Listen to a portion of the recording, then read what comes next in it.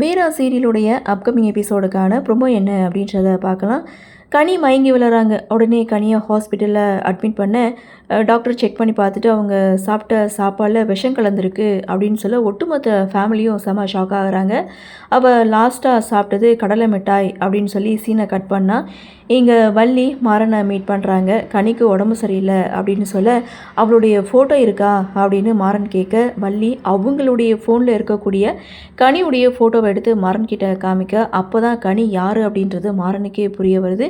பார்த்ததுமே இவ்வளோ நாளும் இவகிட்ட தான் நான் பழகிட்டு இருந்தேனா அப்படின்னு சொல்லி ஷாக் ஆகுறாங்க. இன்னொரு பக்கம் வள்ளிக்கும் உண்மை தெரியுது. அப்போது ரவுடி ஃப்ரெண்டுன்னு சொன்னது ஒன்றை தானா அப்படின்னு சொல்லி சீனை கட் பண்ணால் இங்கே கனி மாறனை பார்க்க வராங்க. ஸோ மாறன் கனியை ஹக் பண்ணிக்கிறாங்க. உனக்கும் வீராவுடைய உயிருக்கும் ஆபத்து இருக்குது, உங்கள் 2 பேருக்கும் எந்த ஒரு ஆபத்தும் வராமல் நான் காவல் நிற்பேன், நான் காப்பாற்றுவேன் அப்படின்னு சொல்லி ஹக் பண்ண ப்ரொமோவை முடிச்சிட்டாங்க.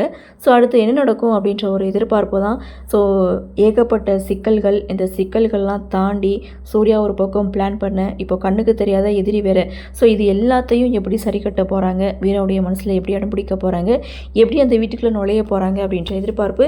இன்னொரு பக்கம் கனி வேறு சித்தப்பாவை வெறுக்கிறாங்க. ஏன்னா சித்தப்பானால தான் தன்னுடைய அம்மா செத்துட்டாங்க அப்படின்ற உணர்வு கனிக்கு இருக்குது. ஸோ இதனால் மாறன் தான் சித்தப்பான்னு தெரிஞ்சால் அது மிகப்பெரிய பிரச்சனையாகும். ஸோ இதெல்லாம் தாண்டி இந்த தடைகள்லாம் தாண்டி எப்படி மாறன் சமாளிக்க போகிறாரு அப்படின்றதான் அப்கமிங் எபிசோட்.